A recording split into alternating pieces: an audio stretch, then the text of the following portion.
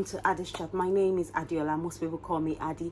It's Friday again. It's another Friday. Thank you so much for joining the chat today. To everyone who joined us last week, thank you so much.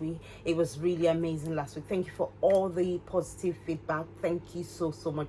Thank you to everyone who has actually been inspired to get one of those credit builder credit cards. Really, yes, don't forget that you just have to manage it properly.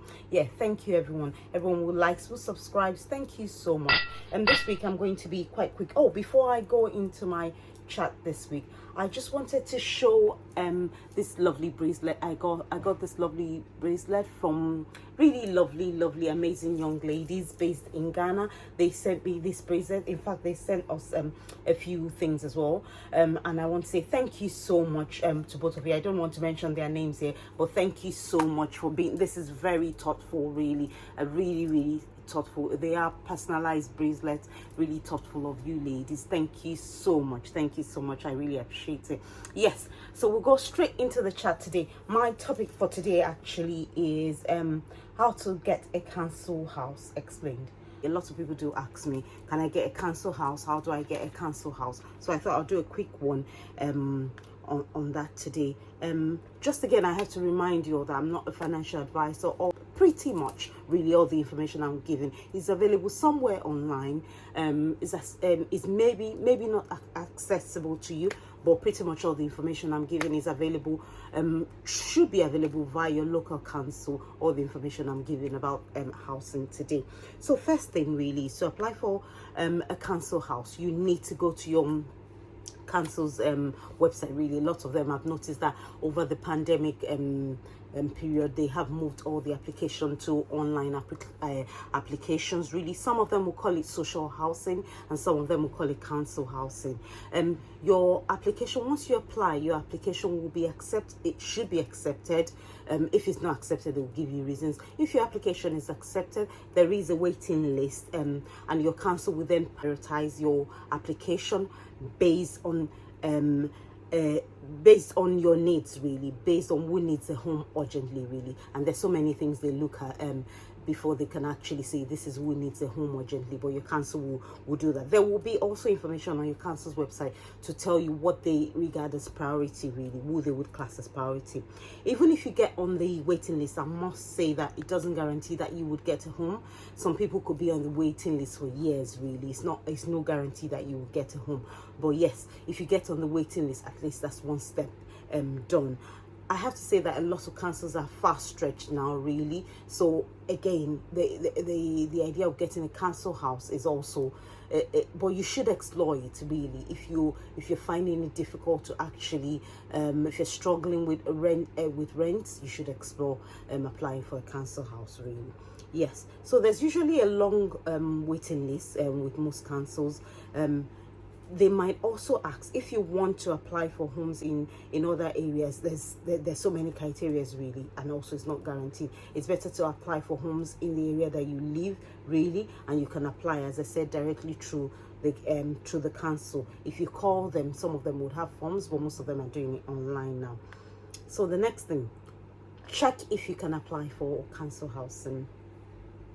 Your local area, every area has its own rules and they have priorities for whom. This is called the allocation scheme, really. You can check your county's website, your council's website. You can check your council's website to find out how it works in your area, really. You will probably be, to apply for council housing, you probably would need to be on low income or not have a large amount of savings. You would also have lived in the area for years or have worked, or your family's been there. You should have something called a local connection, really, before your application can be looked at and possibly put on the waiting list. Not all councils would have a local connection, would do anything to do with a local connection. If you're thinking about moving to a different area, it's worth checking the council's website to see if you can apply before. Find out if you are a priority for a home. You are most likely to get a council home if you have been given priority by the local council allocation scheme. So you are more than likely to get a home that way. This could be if you're, these are the reasons why they would give priority. Legally homeless, or the council has a duty to find you accommodation if you're homeless. So if you're legally homeless, If you're moving because of a disability or a serious long-term condition, if you're moving to a different area because of hardship, this could be to get medical treatment because you're in danger, or taking up a new job. Lastly, if you're in a home that's overcrowded or in poor condition, really, the home that's overcrowded and in poor condition, again, is down to their discretion, really. I have seen some things in some councils that will class as home in poor conditions, and in some councils it might not class as that, really. But these are the 4 reasons, really, the major reasons why you'll be given priority by your council allocation scheme, really. It is likely to take a long time. Yeah, most councils, once you have been put on the waiting list, as I said earlier, it's likely to take a long time to actually be contacted to bid for housing. So now let's go to applying for council home. If the council accepts your application, it doesn't mean that you get a home straight away, which I've said before. You'll be on the waiting list, which could take long. And if you're applying directly to a housing association, the rules might be different. So check the process on their website. So if you're applying to an housing association, the rules might be different if you're applying to an housing association and not your council. So filling out the form, yes. When you are filling out the form, whether it's an online form or a paper-based form, you need to give as much details as you can, really. Tell them exactly a lot of information about yourself, really. Give them a lot of information about your health condition. Your medical notes really should be there. Why you've moved into this area, or why you're looking to move into this area, how long you've lived there, local connections, if you've got children, what school they go to. You might need to give details of your income from your job or your benefit. As I said, savings as well. You might need to give details of your savings, any assets that you might have, and where you've lived for the last few years. Also, you might need to give details of your immigration status, as well as like your documents, anything that shows your immigration status. You will need to show that as well. If you need help with your application, you can get help. There's so many agencies in different councils and so many agencies in different towns that can help you with the application process. Then the next thing is getting a decision. If your application is accepted, your council will put you, as I've said, your council will put you on a waiting list. Then they will put you into band that reflects the level of your priority. So there are different bands that they will put you into. If you think you need a home urgently, you will usually be given a high priority. So you could still have a long wait, but you are in a high priority. So ask the local council to find out more about how long you have to wait. Once you are being accepted, just give them a call and ask them roughly how long it will take you to wait. Most of them will be able to give you a rough scenario, really. Now, if your application is refused, ask the council. You should always, in all cases, I would advise that you should always ask them to review that decision anytime when you apply for local housing and when you apply for local home and your application is refused. Always ask them for a review. Ask them to review the decision again.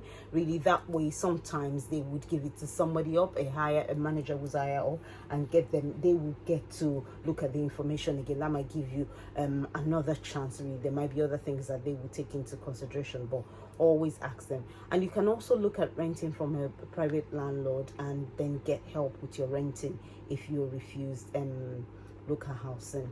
So if your situation changes, you should tell the council as soon as possible, really. If you've been refused or if you've been accepted and your situation changes, you have to tell them.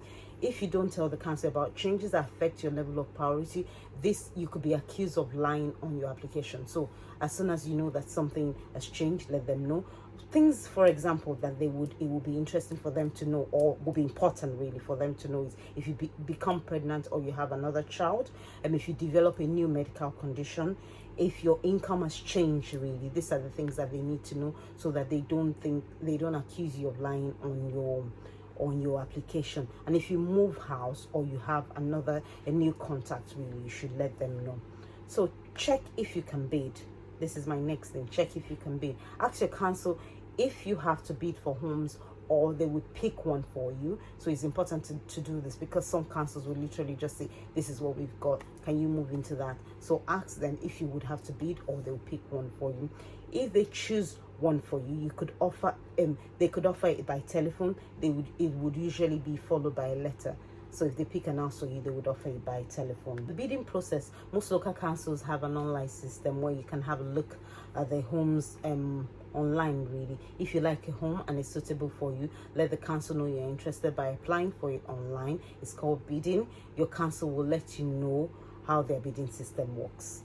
The home would have a closing date, so make sure that you bid early enough. If you are bidding for a home, it doesn't mean that you're going to get it. Actually, your council will tell you how often you can bid. They might also set a limit on how many homes you can bid for. Once bidding period has closed, your council will look at the level of priority and usually how long you've been waiting. The council will usually offer the home to the person with the highest level of priority in their scheme.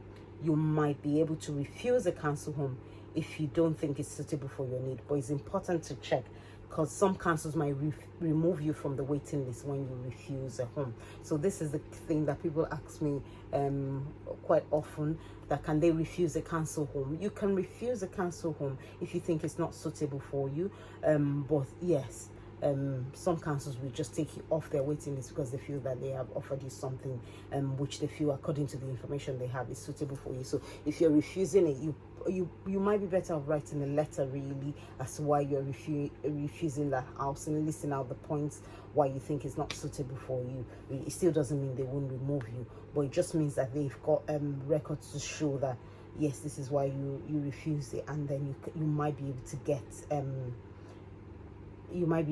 back on the waiting list, really.